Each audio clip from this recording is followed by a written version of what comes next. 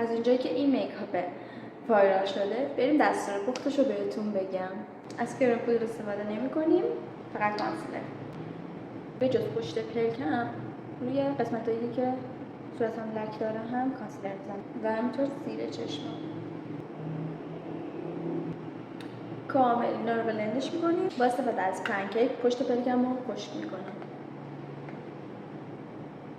با همون پنکیک دوباره به پوستم هم میزنم. سری سفید و پشت پلکم پخشش میکنم. با براش بهتر. از یه براش این شکلی استفاده میکنم برای کشیدن خط چشم. سری مشکی رو از اینجا میذارم و به صورت صاف میکشم. بهش زاویه نمیدم که برم بالا. خب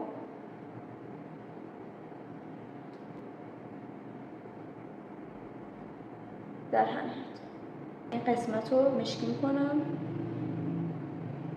حالا میتونی اینو وصل کنی، میتونیم هم حالا باز بذاری. من وصلش میکنم. روی اون یکی چشمم هم همین کارو میکنم. اگه موژه بذاریم خیلی خوب خوشگل تر میشه. ولی فعلا حالا این ریمل میذارم. ریملم دارم دیگه. حالا بریم سراغ مداد سفیدمون. داخل لثه رو کامل سفید میکنم. اینجا بعد از اینکه لثه ولکو سفید زدم روشم مسای سفید باید بزنم. میام سراغ رژ گونه‌ام. توی یکی از پست‌ها بهم گفته بودید اصلا رژ گونه‌ات خیلی کمه. من خیلی زیاد میزنم ولی نمیدونم چرا توی دوربین خیلی مشخص نمیشه. حالا سعی می‌کنم دور بیشتر بزنم.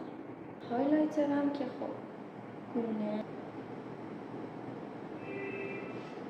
هایلایت زدم ولی خب این به کانتور نیاز داره. یه خالی هم ما نیاز داریم بذاریم اینجا. اینجا بود دیگه درسته؟ فکر کنم خالش اینجا بود. امیدوارم اشتباه نزنم خالش. از ته تو با ته اسپولیا میذارم خالمو.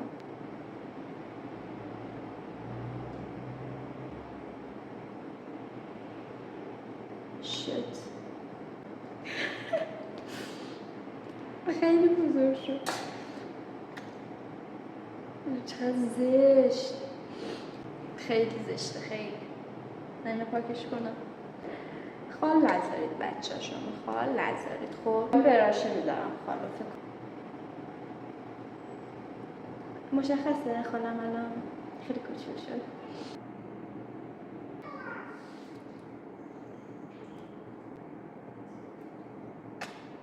بعد میبینمت. بای بای.